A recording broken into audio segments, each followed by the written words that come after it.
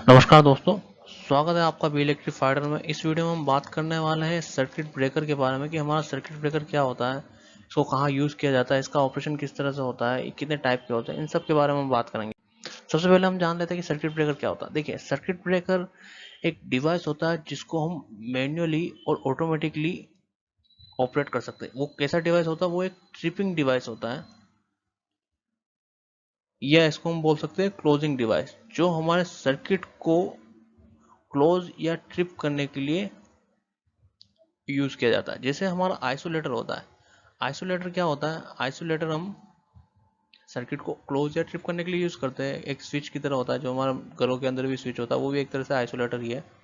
अगर इसको हम क्लोज कर देंगे तो क्या होगा, ये हमारा स्विच ऑन हो जाएगा और हमारा जो करंट है वो फ्लो हो जाएगा। और इसको हम ओपन कर देंगे तो क्या होगा, हमारा जो सर्किट है वो ओपन हो जाएगा और इसके अंदर से करंट फ्लो नहीं होगा, हमारा सप्लाई बंद हो जाएगा। तो सेम टू सेम हमारा सर्किट ब्रेकर भी होता है। बस सर्किट ब्रेकर में क्या है कि आइसोलेटर को हम मैन्युअली ओपन और क्लोज करते हैं, सर्किट ब्रेकर को हम ऑटोमेटिकली भी ओपन या क्लोज कर सकते हैं। सेकंड थिंग क्या होता है कि हम सर्किट ब्रेकर को ऑन लोड पे भी यूज कर सकते हैं। ऑन लोड पे भी हम हमारी जो पावर है, पावर सप्लाई को इंटरप्ट कर सकते हैं। तो ये सर्किट ब्रेकर की दो एक्स्ट्रा प्रॉपर्टीज होती है, वो जो आइसोलेटर की नहीं होती। आइसोलेटर को हम ऑन लोड पे यूज नहीं करते, आइसोलेटर को हम ऑफ लोड पे यूज करते हैं। ठीक है, ये आइसोलेटर हम यूज करते हैं ऑफ लोड पे, और जो सर्किट ब्रेकर है उसको हम यूज करते हैं ऑन लोड पे। थर्ड चीज हो गई कि आइसोलेटर जो है उसके साथ हम रिले को कनेक्ट कर सकते हैं। रिले कनेक्ट करने से क्या होगा कि रिले क्या करती है, हमारी जो फॉल्ट है उसको सेंस करती है। और फॉल्ट की कंडीशन में हमें क्या चाहिए था, कि हमें ये चाहिए था कि फॉल्ट की कंडीशन में हम अपने जो सिस्टम है, जो हमारी सप्लाई है, उसको ट्रिप कर सके, जो हमारा फॉल्टी इक्विपमेंट है उसको हमारे सिस्टम से दूर कर सके, ताकि हमारे सिस्टम को कोई बड़ा डैमेज नहीं हो। जो जिस जिस इक्विपमेंट के अंदर फॉल्ट आया है उसको ज़्यादा डैमेज नहीं हो और कोई एक्सीडेंट होने का खतरा नहीं हो। तो उसके लिए हमने क्या लगाया, हमारे अपने सिस्टम में रिले लगाया। अब रिले क्या करेगा, रिले अगर ट्रिप कमांड देगा तो हमें ट्रिप कमांड देने पे हमारा सर्किट ब्रेकर इस तरह से होना चाहिए कि वो रिले का ट्रिप कमांड लेके वो ऑटोमेटिकली ट्रिप हो जाए, उसको हमें मैन्युअली ट्रिप करने की जरूरत नहीं पड़े। इसलिए इसके लिए हमने सर्किट ब्रेकर बनाया, ताकि हम ऑटोमेटिकली हमारे जो सप्लाई है उसको ट्रिप कर सके। ठीक। और फोर्थ चीज़ है कि ये हमारा जो यूज़ होता है वो हमारे सिस्टम और इक्विपमेंट के प्रोटेक्शन के लिए यूज़ किया होता है, जिसके बारे में हमने पहले से डिस्कस कर दिया। अब हम बात करते हैं कि ऑपरेटिंग, इसका जो ऑपरेटिंग प्रिंसिपल वो किस तरह से होता है। देखिए, जो भी हमारा जो आइसोलेटर होता है, आइसोलेटर में भी क्या होता है, हमारे दो कॉन्टैक्ट्स होते हैं। एक फिक्स्ड कॉन्टैक्ट होता है, एक मूविंग कॉन्टैक्ट होता है। सेम टू सेम इसमें भी है। इसमें भी एक फिक्स्ड कॉन्टैक्ट होता है और एक मूविंग कॉन्टैक्ट होता है। जब हमारा ये, इसको बोलते हैं हम फिक्स्ड कॉन्टैक्ट और इसको मैं बोल देता हूँ मूविंग कॉन्टैक्ट। ठीक है, जब हमें इसको क्लोज करना पड़ेगा तो क्या होगा, ये मूविंग कॉन्टैक्ट फिक्स्ड कॉन्टैक्ट के पास आएगा और यहाँ पे ऐसे जुड़ जाएगा। तो क्या होगा, हमारा क्लोज हो जाएगा और इसके अंदर से करंट फ्लो हो जाएगा। तो हमारी क्या होगी, जो लोड है वहाँ पे सप्लाई मिल जाएगा। और जब हमें इसको ओपन करना होगा तब क्या होगा, ओपन करते टाइम पे ये हमारा जो है, जो मूविंग कॉन्टैक्ट है उसको हम वहाँ से दूर मूव करेंगे ताकि ओपन हो जाएगा और करंट फ्लो होना बंद हो जाएगा और हमारी जो सप्लाई है वो बंद हो जाएगी। इस तरह से होता है। प्लस इसके अलावा इसके अंदर ऑपरेटिंग कोयल्स भी लगी होती है। ऑपरेटिंग कोयल क्यों लगी होती है? ऑपरेटिंग कोयल होती है कि इसको ऑटोमेटिकली ऑपरेट करने के लिए। ऑपरेटिंग कोयल देखिए दो तरह से होती है। एक होती है ट्रिप कोयल, जो हमारे जो सर्किट ब्रेकर जिसको ट्रिप करने के लिए काम आते हैं। और दूसरी होती है हमारी क्लोज कोयल, क्लोजिंग क्लोजिंग कोयल बोलते हैं जिसको, जो हमारे इसको क्लोज करने के लिए काम करती है। देखिए क्या होता है कि जो इसका सर्किट ब्रेकर का जो ऑपरेशन होता है वो एक मैकेनिज्म के थ्रू होता है, जैसे स्प्रिंग मैकेनिज्म के थ्रू होता है। उसमें क्या आता है कि स्प्रिंग को हम मैन्युअली या इलेक्ट्रिकली चार्ज कर देते हैं। अब चार्ज करने के बाद जब स्प्रिंग चार्ज हो जाती है और जब इसको हम फ्री करते हैं तो वो बहुत ही जल्दी से, बहुत ही कम टाइम के अंदर हमारे जो कॉन्टैक्ट है उसको मूव कराती है। सेकंड थिंग, ये हाइड्रोलिक टाइप का वो होता है जिसमें हम हाइड्रोलिक से उसको मूव कराते हैं। तो ये उसको क्लोजिंग और ट्रिपिंग करने के अलग अलग मैकेनिज्म होते हैं। ठीक है, प्लस लेकिन होता उसमें सब में एक मूविंग कॉन्टैक्ट है, एक फिक्स कॉन्टैक्ट है, और हम मूविंग कॉन्टैक्ट को हमेशा मूव करते हैं। उसके अकॉर्डिंग हमारा जो ब्रेकर है वो क्लोज होता है या ट्रिप होता है। अब ये ट्रिप कोयल जो होती है, ट्रिप कोयल ज़्यादा इंपॉर्टेंट, क्योंकि ट्रिप कोयल हमें ब्रेकर को ऑटोमेटिकली ट्रिप करने के लिए यूज़ आती है। क्योंकि ट्रिप कोयल में जो कमांड आती है, ट्रिप कोयल के अंदर कमांड आती है, वो हमारी आती है हमारे रिले के थ्रू। ये हमारा जो भी प्रोटेक्टिव डिवाइस लगा हुआ है उसके थ्रू आती है। वो ट्रिप कोयल को जाता है, ट्रिप कोयल जो स्विच होता है उसको क्लोज कर देता है, उसको प्रेस करता है, और उसको प्रेस करते ही हमारा जो मूविंग कॉन्टैक्ट है वो दूर हो जाता है और हमारा जो सर्किट ब्रेकर वो ट्रिप हो जाता है। और बाकी अगर हमें इसको मैन्युअली क्लोज करना होता है तो हम क्लोज कोयल को क्लोजिंग के लिए उसको कमांड दे सकते हैं, या फिर उसमें जो स्विच लगा होता है उसको प्रेस करके हम इसको क्लोज कर सकते हैं। इसके क्लोजिंग करने का ऐसे दो तरीका होता है।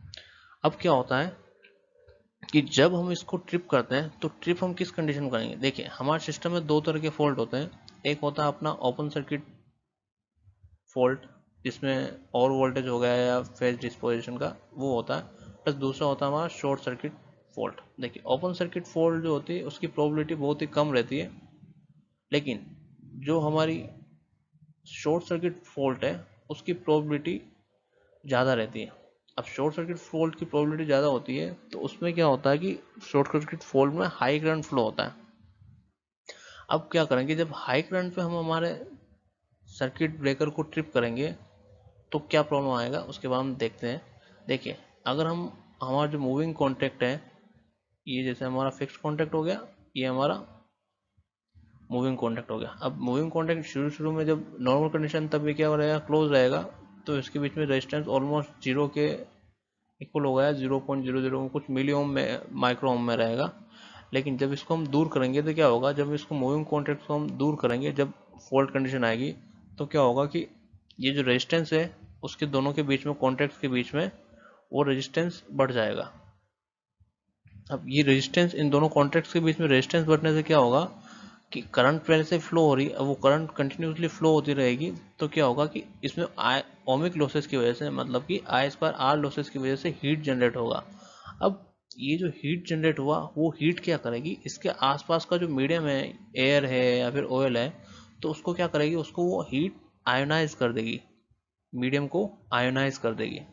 आयोनाइज करने से क्या होगा कि जो आयोनाइज्ड मीडियम होगा वो एक तरह से कंडक्टर की तरह बिहेव करने लग जाएगा। जब कंडक्टर की तरह बिहेव करने लग जाएगा तो जो करंट है वो उस आयनाइज्ड मीडियम के थ्रू ऐसे पास होएगी, और जब इस आयनाइज्ड मीडियम के थ्रू जब पास होएगी तब क्या होगा, तब ऐसा होगा कि वो ऐसे आर्क की तरह दिखाई देगी।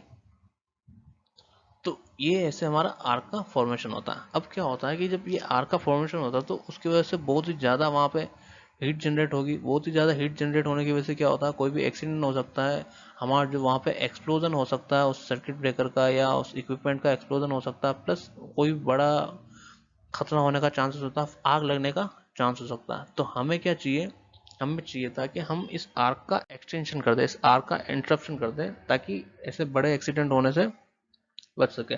अब देखिए, आर्क का जो फॉर्मेशन हुआ है वो क्या होता है, वो किसके ऊपर डिपेंड करता है। देखिए, जो आर्क का रेजिस्टेंस रहता है और जो करंट फ्लो हो रहा है उसके अंदर, उन दोनों के ऊपर डिपेंड करता है। ठीक है, अब जो करंट है वो डिपेंड करेगा हमारा, एक तो हमारे आर्क की जो लेंथ है उसके ऊपर है कि जितनी ज़्यादा लेंथ रहेगी उतना, इसके इन्वर्सली प्रोपोर्शनल बोल सकते हैं हम इसको। ठीक है, जितनी ज़्यादा लेंथ रहेगी उतना कम करंट फ्लो होगा। ठीक है, सेकंड थिंग होता है कि जो हमारा उसके अंदर आयनाइज्ड पार्टिकल्स हैं वो कितने, जितने ज़्यादा आयनाइज्ड पार्टिकल रहेंगे उतनी ज़्यादा आर्क जनरेट होगी, उतनी ज़्यादा आर्क करंट जनरेट होगी आयनाइज्ड पार्टिकल के ऊपर। और थर्ड चीज़ है, हमारा जो आर्क का क्रॉस सेक्शन है, आर्क का क्रॉस सेक्शन के ऊपर डिपेंड करता है कि जितने ज़्यादा आर्क का क्रॉस सेक्शन है उतनी ही ज़्यादा आर्क करंट फ्लो करेगी, और जितनी ज़्यादा आर्क करंट फ्लो करेगी उतनी ज़्यादा हीटिंग होगी, उतनी ज़्यादा एक्सीडेंट होने का खतरा रहेगा। अब हमें क्या चाहिए, आर्क इंटरप्शन के लिए हमें ये चाहिए था कि हम इन चीज़ों को कंट्रोल करके आर्क का इंटरप्शन कर दें। अब हम एक एक इसके जो आर्क इंटरप्शन के मेनली दो मेथड होते हैं, उसको मतलब दो पार्ट में कैटेगराइज कर दिया है मेथड को। एक होता है हमारा हाई रेजिस्टेंस मेथड, जिसमें हम आर्क का रेजिस्टेंस बढ़ा के करेंगे, और दूसरा होता है हमारा low resistance method. High resistance method के अंदर अलग अलग और भी मेथड होते हैं जिसको सब कैटेगराइज कर रखा है। एक होता है हमारा स्प्लिटिंग द आर्क, आर्क को स्प्लिट करने का मेथड। इसमें क्या किया जाता है, आर्क को हम स्प्लिट कर देते हैं। तो स्प्लिट करने से क्या होगा, जैसे ये हमारी आर्क है, इसको मैंने क्या कर दिया, आर्क को मैंने स्प्लिट कर दिया। जैसे अभी पहले आर्क एक ही थी, अभी मैंने आर्क को क्या कर दिया, स्प्लिट कर दिया। स्प्लिट करने से क्या होगा कि जो आर्क की जो क्रॉस सेक्शन एरिया वो कम हो गया। देखिए पहले ये पूरे में एक ही आर्क थी तो उसका क्रॉस सेक्शन एरिया ज़्यादा था, अभी मैंने इसको स्प्लिट कर दिया, इसका क्रॉस सेक्शन एरिया कम हो गया। क्रॉस सेक्शन एरिया कम होने से क्या होगा, इसका आर्क का इंटरप्शन हो जाएगा। ठीक है, दूसरा मेथड है हमारा increasing the arc length.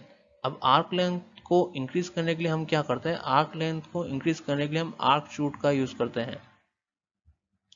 Arc shoot का यूज कैसे करते हैं कि जैसे शुरू शुरू में हमारी जो आर्क जो जनरेट हो रही है वो कैसे हो रही है, डायरेक्ट यहाँ से यहाँ तक हो रही है। लेकिन हम क्या करेंगे, आर्क शूट का यूज करके क्या करेंगे, जो आर्क है वो स्प्लिटर के थ्रू, सॉरी ये आर्क शूट के द्वारा उसकी लेंथ बढ़ा देंगे। लेंथ बढ़ाने से क्या होगा कि जो आर्क के ऊपर जो पोटेंशियल रहेगा वो डिवाइड हो जाएगा, और वो वोल्टेज कम होने की वजह से क्या होगा, जो आर्क का जो है करंट कम हो जाएगा। उसकी वजह से क्या होगा, हमारा जो आर्क की लेंथ भी बढ़, इससे सब्सिक्वेंटली देखा जाए तो आर्क की लेंथ भी बढ़ गई है, उससे हमारा आर्क का एक्सटेंशन हो जाएगा।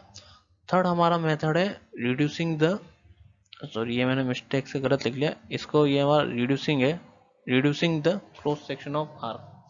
इसमें क्या किया जाता है कि इसमें हम आर्क का जो जो कॉन्टेक्ट्स है हमारे, मूविंग कॉन्टेक्ट्स और फिक्स कॉन्टेक्ट, उसमें क्या करते हैं हम उसको छोटे छोटे कॉन्टेक्ट्स में डिवाइड कर लेते हैं। तो उससे क्या होगा, छोटे छोटे कॉन्टेक्ट होने से क्या होगा, जो क्रॉस सेक्शन होगा आर्क जो बनेगी उसका क्रॉस सेक्शन कम रहेगा। या फिर हम इसमें क्या कर देते हैं, इसमें हम ऐसा कर लेते हैं कि जो आर्क है जिस मीडियम के थ्रू पास हो रही उस मीडियम को बहुत ही, ओपनिंग जो है उसको बहुत ही कम रखेंगे। तो उससे क्या होगा कि आर्क की जो क्रॉस सेक्शन है वो कम रहेगा। आर्क का क्रॉस सेक्शन कम होने से क्या हो जाएगा, हमारा जो वो आर्क का क्रॉस सेक्शन कम होने से हमारा आर्क करंट कम होगा, उससे हमारा आर्क का एक्सटेंशन हो जाएगा। और ये इंक्रीजिंग द आर्क लेंथ में हम एक पॉइंट ये भी होता है कि हम मूविंग कॉन्टेक्ट और फिक्स कॉन्टेक्ट है उसकी जो दूरी है वो बढ़ा देते हैं।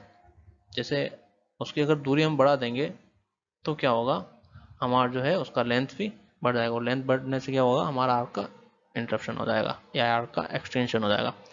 चौथा हमारा मेथड है कि हम जो आयोनाइज्ड पार्टिकल है उसका कंसंट्रेशन हम कम कर सकते हैं। उसका कंसंट्रेशन कम कैसे कर सकते हैं, उसका कंसंट्रेशन कम करने के लिए हम क्या करेंगे, उसका जो कॉन्टैक्ट्स है उनकी दूरी बढ़ा देंगे। उनकी दूरी बढ़ जाएगी तो जो मीडियम रहेगा वो ज़्यादा हो जाएगा, तो उसकी वजह से क्या होगा कि उसका जो कंसंट्रेशन है वो कम हो जाएगा। और उसका एक और मेथड है कि हम क्या करेंगे, जो पोटेंशियल ग्रेडियंट है, जो वोल्टेज है, वो वोल्टेज कम कर देंगे।